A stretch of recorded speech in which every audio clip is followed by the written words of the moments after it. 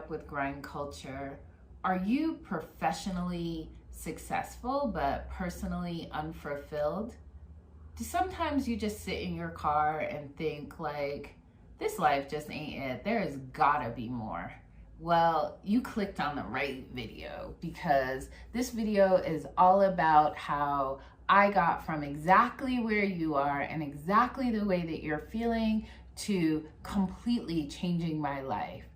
In February of 2020, I quit my job and moved to Tanzania. So welcome to the Ungrind, where I reject grind culture and prioritize living a life that I love. So my name is Michelle Donald. I'm a pediatrician and a preventive medicine doc, and I also have a master's in public health. You're probably watching this video, you just got home from work, or you're on your way to work, or you're thinking about work, or you're about to answer an email from work. And nope, I'm not a psychic. It's just that Americans spend like a third of their time at work, and 80% of people hate their jobs. I didn't hate my job. I just was no longer motivated. It no longer moved me. I felt like I was sleeping through my life at work, and I just didn't want to do that anymore. So welcome to the Ungrind. If anything in this video resonates with you, please like, share, subscribe, share your story down below in the comments. Let's really ungrind together. What is the daily grind? According to grammarists, it is one's daily routine, one's usual scope of work, and an activity that is boring and routine. What is the ungrind, according to me?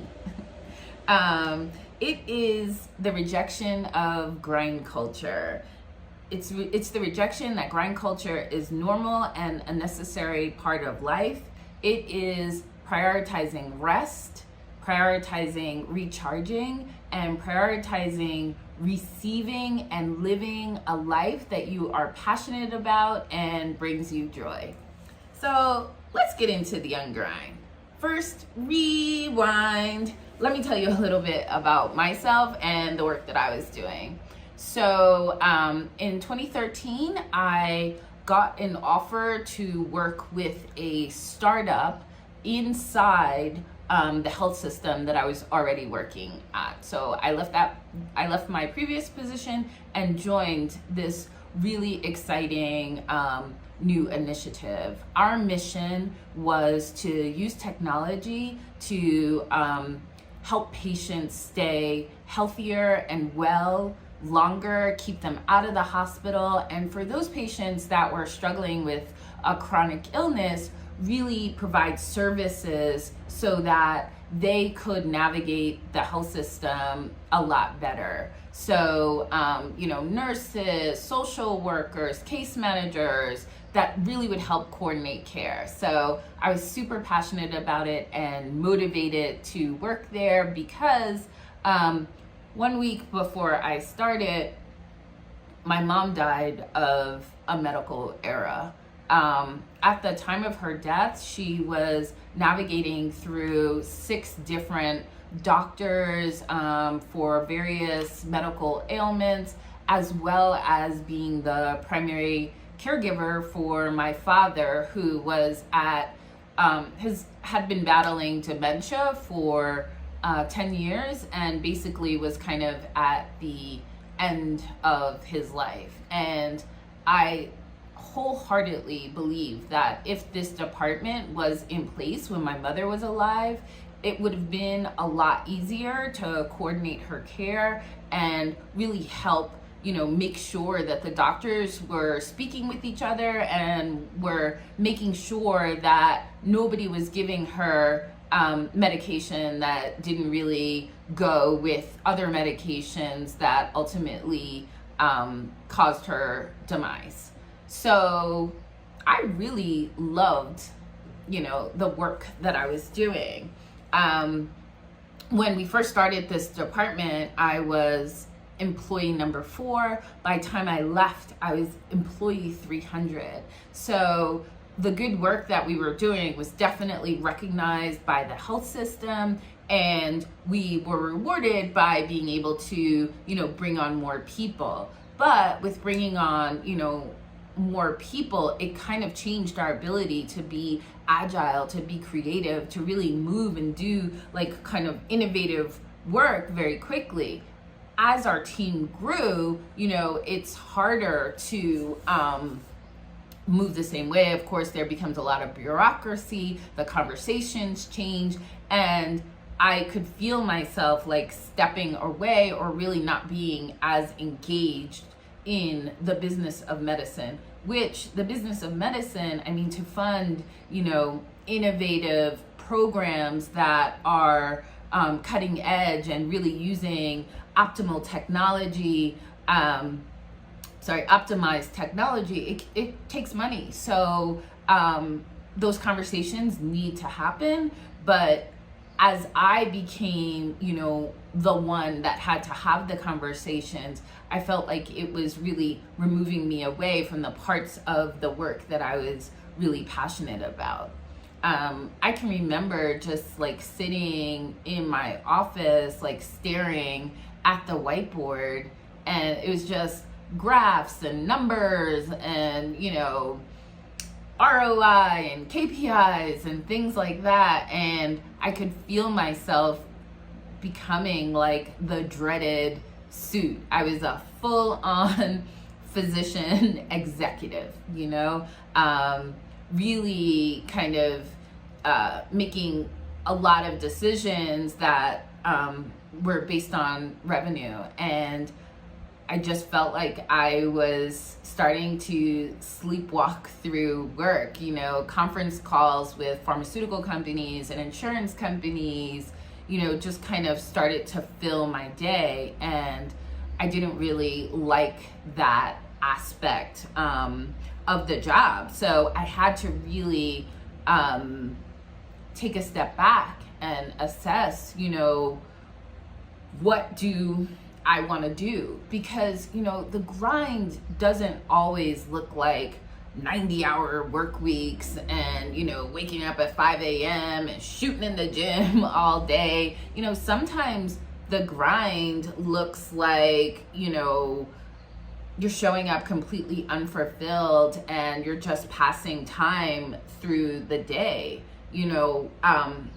to really articulate the problem to me was, 9 to 5 is the best parts of the day. That's when the sun is out, that's when the birds are chirping, that's when you're like awake and energized. And here I was like giving like my bare minimum to that time, And I had to really ask myself, like, is that enough? Is that enough? Like, I really wrestled with the question of, do you really just leave your job because you're not really passionate about it? Like, I had a great team. I was making great money. I was respected by my peers. So I really could have just stayed there, but I really felt like I was taking up space. Like, I just wasn't really bringing anything anymore. I was bringing 15% of myself to a job that is just so important, 4 years of college, 4 years of medical school, 3 years of my pediatric residency, 2 years of my preventive medicine residency, 2 years of a master's in public health. I struggled with, is it worth throwing all of that away? That's the question that I would get when I would tell people, like, do you really want to throw all of that away? And in short, like, the answer is yes, because it's not about your title, it's not about the prestige, it's about like how you feel when you wake up in the morning. I wanted to make room for the next inspirational leader. I had this whole team of like young, really motivated, dynamic people, and they deserved like an aspirational leader. They deserved someone that was there and, you know, really pushing them forward. And more importantly, for me, I felt like I needed to take time to find what was my next great thing. What would I fully show up for? And that's exactly what I did. I quit my job and moved to Tanzania, and then ultimately to Nairobi, Kenya, where I am filming this video from. You know, for me, it's like whatever you build, right? Whatever you put your heart and soul into, that output is from your peak performance, you know, and that is your contribution to this world. What you build when like you're just doing it because the money is good or because like you really like your title versus like, I really love this stuff, you know, I really want to show like what I can build with this. I'm really motivated and energized to figure this out, you know. Leaving my job for me was the best decision. I am the best me when I'm building, you know, things, when I'm motivated. Like right now, I am highly motivated, highly excited, and I'm charged and inspired to build something that will change the vibration of the world, right? Imagine like all of that energy that you put into something that, you know, you don't really care about. If you really channeled that energy into something that moved you and as well as move the world, because everything we do sends a vibration, right? You know, there's like that whole hippie like vibrate higher.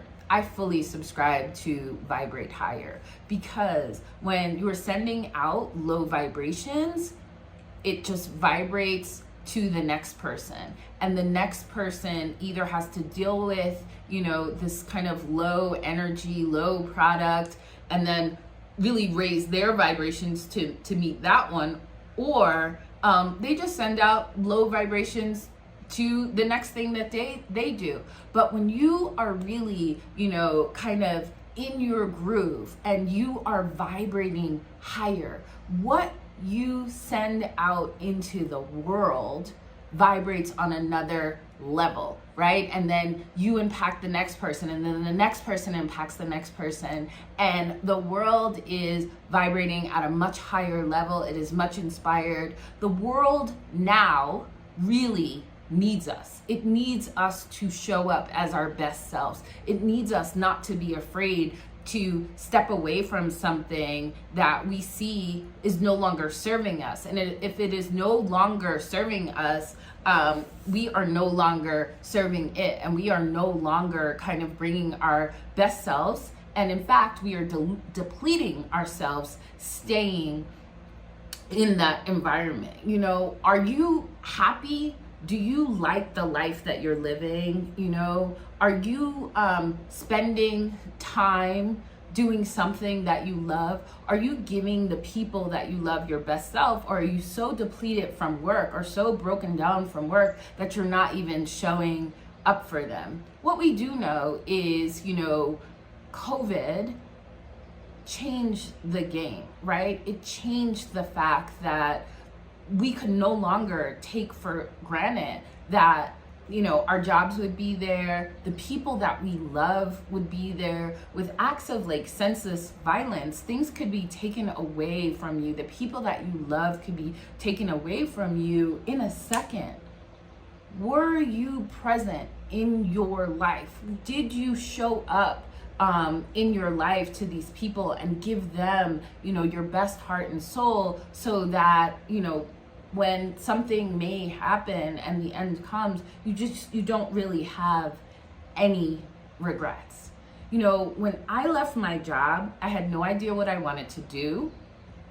I didn't know what I even liked to do. I didn't know what I needed to change to get to a point of figuring out what I liked.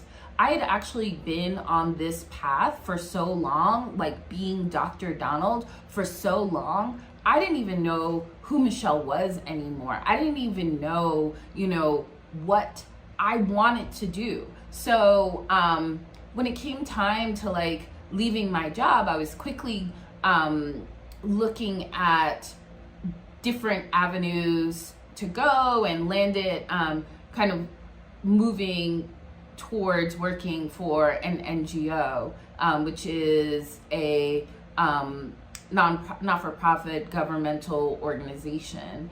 And what I realized was that was kind of just do-gooder corporate America. And I would just be moving from, one corporate America job to another corporate job that just had, kind of the similar like pressing revenue things. Just your work product was different, but still a lot of the conversations really centered around revenue generation. So for me, I really had to just step back, and rest. Just take full time to really rest and get to know myself, get to know the things that I liked, and really just deconstruct this whole like corporate machine that I was so part of, So the Ungrind is really about, taking a step back, resting, recharging, and really waiting to receive like what that next thing is. So if any of this video really resonates with you and where you are in your life, and you have either ungrinded, because I know a lot of people are part of the Great Resignation, and you may be watching this video as one part of the Great Resignation, and you quit your job, but you may not know like what's next or what you want to do next. So the Ungrind will really help to answer some of those questions for the people that are thinking about quitting their job, the people that have quit their job and are just kind of like, well, what now? The Ungrind is all about deconstructing this image that we have so held onto, our job titles, our accolades, our cars, all that stuff that really kind of keeps you in that on that rat race, on that hamster wheel, because you're so afraid to step off because your identity is so tied to, this job or this title. What do we do when we leave? Who do we become? How do we bring out, all that is inside of us, all the things that we're passionate about, and really show up in the world and really live our best lives? Well, that's what the Ungrind is about. I will tell you all about my story. I will tell you how I fully ungrinded, and how I found my next thing. My next video is gonna go into my move to Tanzania, and how I kind of planned out my move, but lo and behold, like I didn't plan COVID. COVID came, and I moved in February, and COVID was the epicenter, and New York was the epicenter of the world in March. So I had to come back. So really just negotiating and navigating, the what now. So if this video resonated with you, please subscribe, please like, please share, where you are and where you want to be and what kind of topics you would like me to talk about. Thanks so much for joining me, and please join me on this journey of ungrinding.